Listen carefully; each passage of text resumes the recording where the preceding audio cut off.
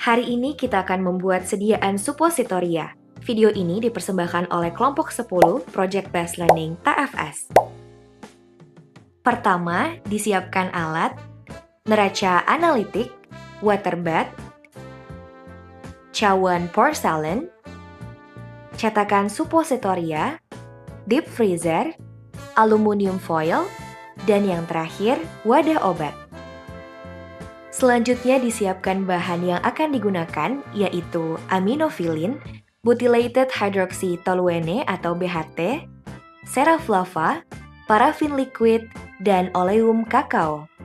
Sekarang kita masuk ke cara kerja pembuatan suppositoria metode cetak tuang atau fusion molding. Disiapkan timbangan analitik, kemudian pastikan timbangan berada pada posisi 0 sebelum digunakan. Kedua, ditimbang semua bahan sesuai formula. Diambil aminofilin dan dimasukkan ke dalam neraca analitik. Dilakukan hal yang sama pada bahan lainnya. Ketiga, diambil BHT, kemudian dilarutkan dengan kurang lebih 1/3 bagian dari oleum kakao. Keempat, dipanaskan ceraflava menggunakan water bath hingga meleleh sempurna. 5. Dimasukkan campuran BHT dan oleum kakao, kelelehan ceraflava lalu diaduk hingga homogen. Keenam, ditambahkan sisa oleum kakao sedikit demi sedikit sambil diaduk hingga homogen. 7. Diturunkan cawan porselen dari water bath. 8. Ditambahkan aminofilin lalu dipanaskan sebentar sambil diaduk hingga homogen. 9. Dituangkan campuran kecetakan suppositoria yang sudah diolesi parafin cair.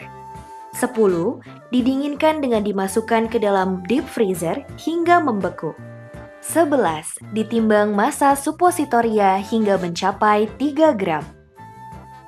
12. Dibungkus suppositoria dengan aluminium foil. Dan yang terakhir, dimasukkan ke dalam wadah dan diberi etiket. Uji evaluasi suppositoria, uji organoleptis, uji keseragaman bobot, uji titik leleh,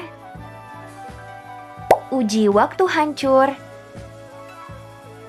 uji kekerasan dan kerapuhan, dan yang terakhir, uji pelepasan obat.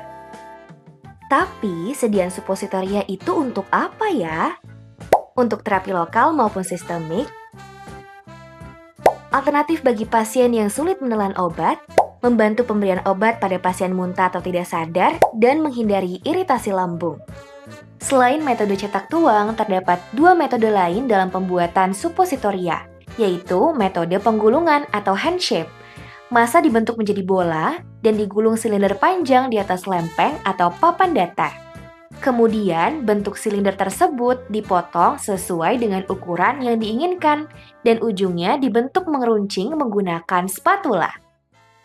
Metode penggulungan ini berbeda dengan metode lainnya karena dalam proses pembentukannya dilakukan secara manual menggunakan tangan atau spatula, sehingga tidak dibutuhkan cetakan atau proses pemanasan.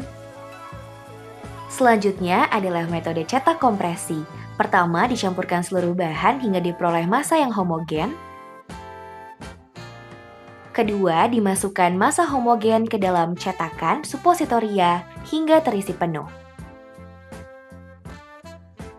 Ketiga, dilakukan kompresi pada massa di dalam cetakan, kemudian dikeluarkan dari cetakan. Metode ini berbeda dengan metode lainnya karena pembentukannya dilakukan dengan menekan massa homogen ke dalam cetakan menggunakan alat kompresi, sehingga tidak perlu pemanasan.